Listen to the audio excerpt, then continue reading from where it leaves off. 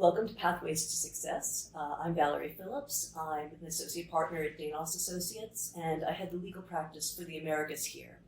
With me today is neighbor and friend Molly Pease, who is a managing director and chief compliance officer at Curiam Capital, which is a private investment firm that provides financing for high-value litigation. Thanks for coming today. Thanks for having me. Yeah. So I was wondering if to get started, you could give us a bit of an introduction into your career trajectory and background for our audience. Sure. So after law school, I kind of went the typical route of starting at a big white shoe New York firm, focusing mostly on litigation, and spent a number of years there doing litigation work in general commercial matters, antitrust, securities, insurance, a little bit of exposure to everything.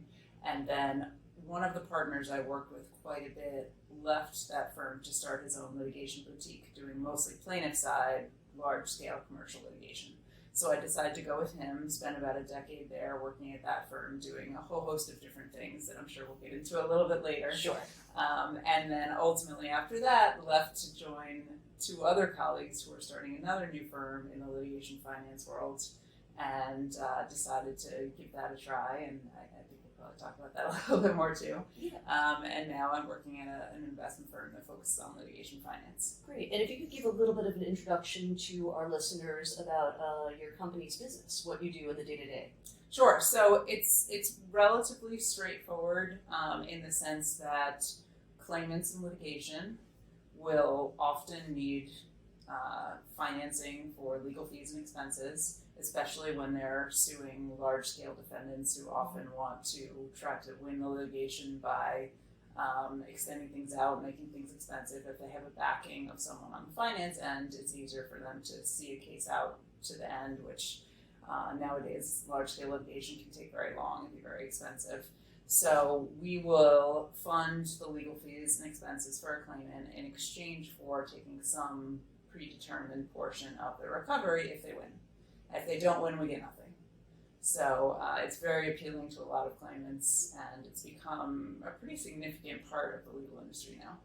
Absolutely. Yeah, the daughter of a plaintiff's lawyer, I've certainly seen that shift over time. Yeah. Given that you've pivoted a few times, I'd love it if you could tell listeners, because some of them are fairly new to their career, what you really love about your profession. The thing that I love doing now is working with lawyers and claimants to really strategize in litigation. So one of the great things about being on the finance side of the legal world is I don't really have to worry about the day-to-day kind of busy work of discovery and correspondence with opposing counsel, etc. And I really just focus on working together with the lawyers on strategic decisions, high level, should we go this way or that way, thinking about how to respond to opposing counsel's briefs, things like that. So it's really fun to be involved with the claimant and the lawyers and agree on a strategic decision, but then they can go off and execute it. Right. Not accounting for your life in 6-minute increments must be a plus. Yes, that's definitely a plus. So it's interesting. You have to be willing to take some risk, and it can be a little bit nerve-wracking because some of your cases end up being zeros. It's just how it works. But if you can deal with that level of risk, it's fun work to do. And I assume you also develop a nose for what's going to bear fruit and what won't. That's the hope. Yes. Right. So with that in mind, given that you've gotten from big law to where you sit today, I wonder if you'd share with our audience what the best career decision you ever made was. Sure. So like I mentioned at the beginning, twice now I have left established jobs to start up new businesses with colleagues I had worked with previously. Mm-hmm. And I don't know that I really saw myself as an entrepreneurial-minded risk taker coming out of law school, but those opportunities I had were exciting to work with good colleagues, to build something new from the ground, from the starting point of even coming up with the name of a business. Sure. And I surprised myself a little bit both times in kind of deciding right away, this is a no-brainer, I've got to give it a shot. Mm-hmm. But it's really made such a difference in terms of finding a career that I enjoyed and working with people I liked, to just be willing to take a little bit of a chance on something that was maybe not your predetermined career path, but ended up being an opportunity you had, and giving it a shot and seeing how it works out. And both times it's been a great decision for me. So I hear that. It's definitely good to take some opportunities and give them a shot and see what comes your way, instead of having like a very concrete path of how your career is going to play out. Yeah, it's interesting coming from a point as a Gen Xer myself when a lot of people graduated law school and sort of assume they do what we use the phrase 30 years in a gold watch, that you have one career for the rest of your life. Yeah. I know that a lot of the candidates, the attorneys I counsel looking for new paths, are very worried that they might have stumbled for reasons of their own or forces beyond their control. So I'm wondering if you'd be kind enough to share a career setback that ultimately proved a learning opportunity or an advantage. Yeah, so at a certain point in my career, maybe 10 or so years into litigating, I don't know if it was a career setback as much as just a life development, but I had children. And it was a challenge for me to figure out how to still be billing 2,600 hours a year and and deal with the children and be available and be home and the parent I wanted to be. And at that point in my career, I ended up shifting over to the management of our law firm as opposed to continuing to practice law. And it was an opportunity the managing partner gave me and said, we think you'd be great at this. Why don't you give it a try? If you hate it after 6 months, you can always come back to being a litigator. And it actually worked out great because it gave me insight into the business side of the legal industry, which has now helped me in my role now on litigation finance, where there's a legal business component together. So it was a little bit of a challenge to figure out how do I, develop my career in a way that worked with my responsibilities at home. But it ended up working out great because I learned all about the finance of law firms. I learned all about marketing and business development and operations, and that's really helped me in other aspects of different jobs as my careers move forward. So it worked out. I would assume those are muscles you still get called on to flex regularly today. Yes, yes, quite a bit. For sure. So given that I wouldn't say you backed in, but you might not have dreamed of doing what you do today when you first started out. I know I talk with people who are interested in getting into the space you occupy from the get-go. So if you could share advice you have for somebody who is new to the industry, that'd be really welcome. Yeah, I think a lot of it is about building relationships. And when you first join the legal industry, you have opportunities to work with lots of different people, meet different people, even opposing counsel, working on litigations together or something like that. And I think it's important to always think about the relationships you're building. And no matter if you're dealing with someone who's on the other side of things, if they still respect your work product, someday they may be looking at you and saying, hey, I need someone that was great. You were good on this, even though you were kind of against me. You set a good tone for your work product, and they may think of you. And I think a lot of the opportunities I've had in my career have been because of the relationships I've developed with people over time. And when they, face something where they need someone, they think of me and say, hey, Molly would be great to come on board and help us with launching this.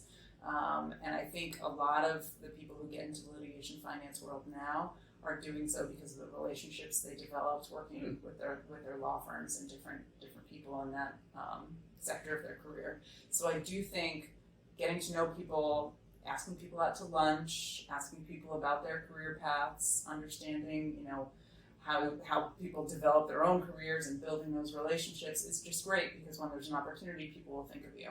Yeah. So I think that's really helpful in having different chances to try other things, including litigation finance. Absolutely. There's an old saying that says, ask someone for a job and you'll get advice. Ask someone for advice and you'll get a job. Yeah. I mean, granted, ask a good recruiter and you might get one as well. But Yes. That said, relationship building and not being shy about inquiring what people love about their work. Sometimes there's a video. Sometimes you just have to ask someone you know and admire, and it yields professional growth. So it's good to hear people that are work. flattered.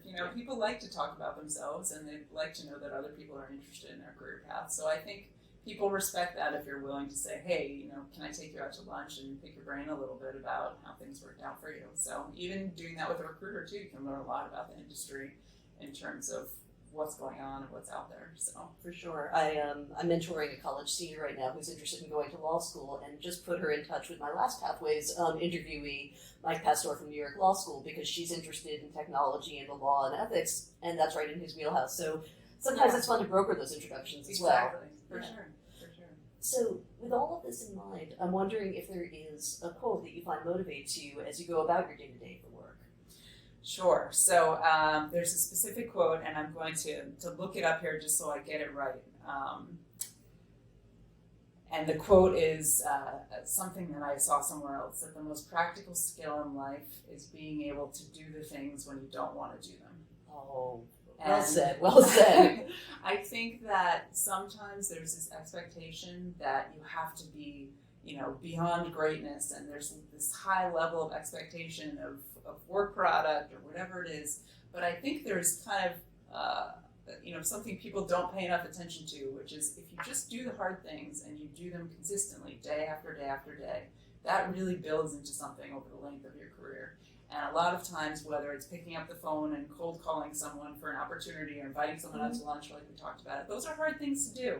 But if you just get yourself to do the hard things, it actually, pays a lot of dividends down the road. So I think what I hear Molly saying is be comfortable with the discomfort.